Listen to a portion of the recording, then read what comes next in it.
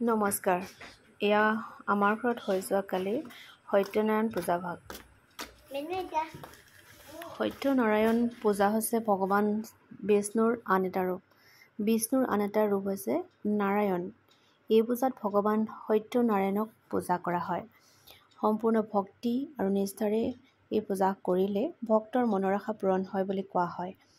আমিও যিহেতু বহুদিনৰ পৰাই মনস্থ কৰিছিলোঁ এই পূজা ভাগ পাতিবৰ বাবে, সেয়ে এটা সুন্দৰ দিনত আমিও এই পূজা ভাগ পাতিবলৈ মনস্থ কৰিলোঁ আৰু মনটো বৰ বেছি ভাল লাগিছে, পবিত্ৰ হোৱা যেন অনুভৱ কৰিছোঁ।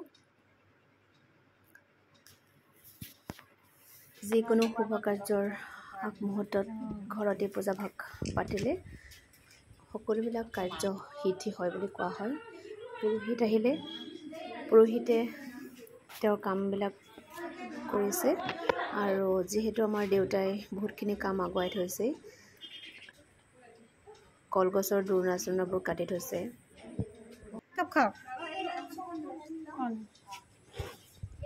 চাহো দিয়া হৈছে বাৰু।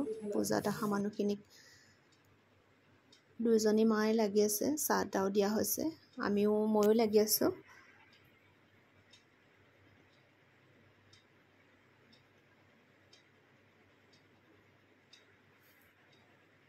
পিঠাগুড়িৰ মিঠৈ বনাইছে মামীয়ে, আৰু এই পিঠাগুড়িৰ মিঠৈটো খাবলৈ বৰ টেষ্টি হয়।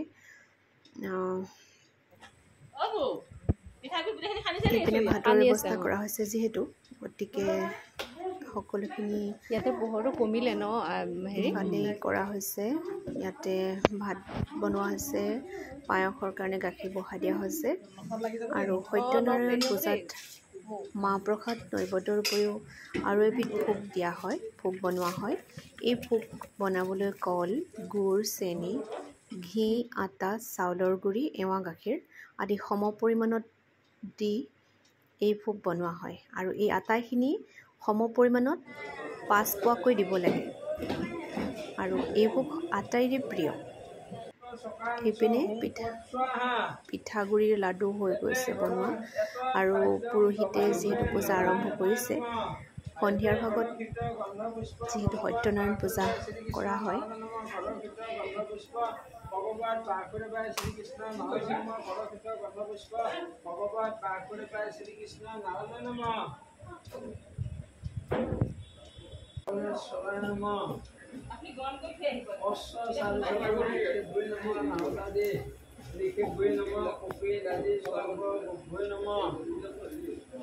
লবণাদি সাগরে ভুয়ে নম সর্বে ভুয়ে ঋতু ভুয়ে নম সর্বে ভুয়ে ঋতু ভুয়ে নম ঋতু পত্নী ভুয়ে নম ওম ভগবান মনেকাদে বাক্যব পাপুক ভুয়া ইহা গুচ্ছ ওম পাদ্যম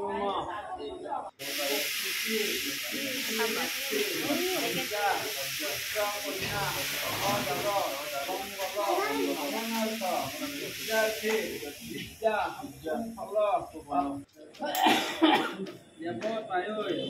প্রীতি পূর্ণ উপচার যজ্ঞ সহিতায় পূজা কর্ম মরণায় মহর্ষি বেদব্যাস স্কান্ধ পুরাণীয় ব্রত কথা ময়া দেব পরিপূর্ণং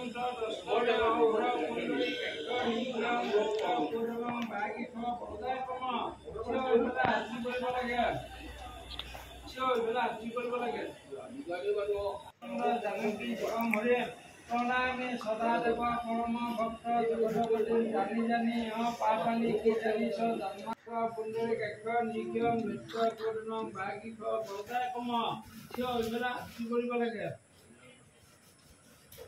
ভগৱান সেই স্থানে সত্য দেৱ ভৈলাই অন্তৰ্ধান সেই হব সাক্ষাতে দেখিয়াই অদ্ভুত নগৰে বিকাশ গৈলা ব্ৰাহ্মণ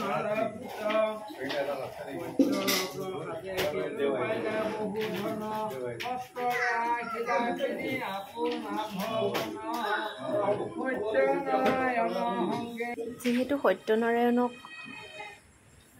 ঘৰলৈ স্বাগতম জনোৱা হয় বা আবাহন কৰা হয়, সেয়ে ঘৰৰ দুৱাৰমুখত দুগছি বন্তি জ্বলোৱা হয় আৰু ভাতৰ কাৰণেও ইফালে ভাত ৰেডি হৈ আছে।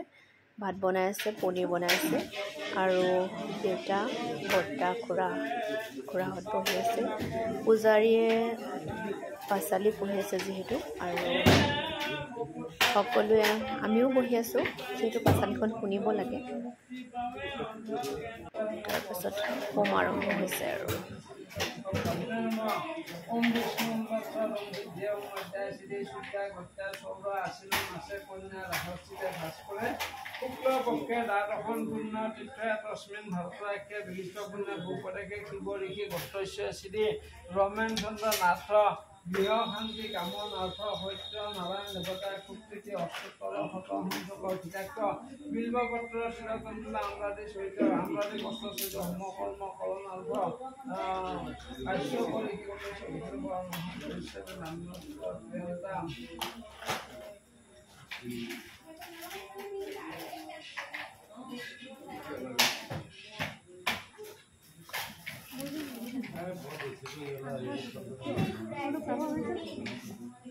এই কুৰ্ডালে পেকেট জুখি দিব লাগিছিল।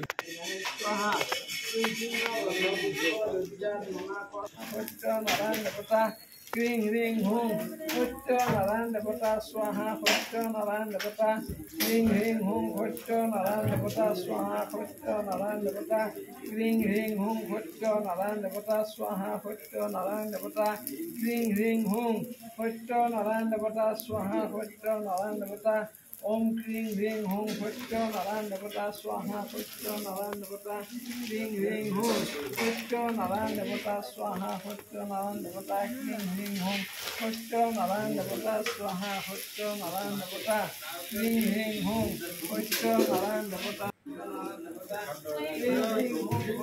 নারায়ণ দেবতা স্বাহা সত্য নারায়ণ দেবতা ক্রিং রিং হুং সত্য নারায়ণ দেবতা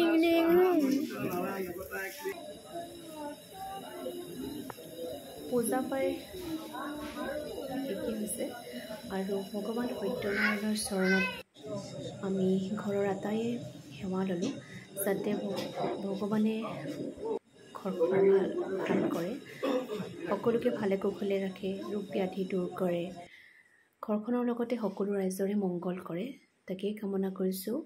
লগতে ভাত পানী দিয়া পৰ্ব আৰম্ভ হৈছে। যিহেতু ভাত পানী ৰেডি হৈ গৈছে, এয়া প্ৰসাদৰ কামো আৰম্ভ হৈছে। মা আৰু বৰমা মামীহঁতে প্ৰসাদ বিলাবৰ বাবে যোজা কৰিছে।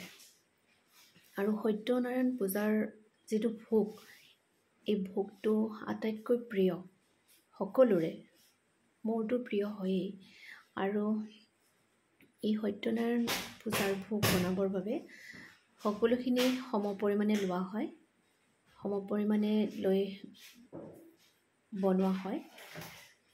এয়া প্ৰসাদ বিলাবৰ বাবে ৰেডি কৰিছে মাহঁতে, আৰু সকলোৱে খুব সুন্দৰভাৱে খোৱা লোৱা কৰিলে।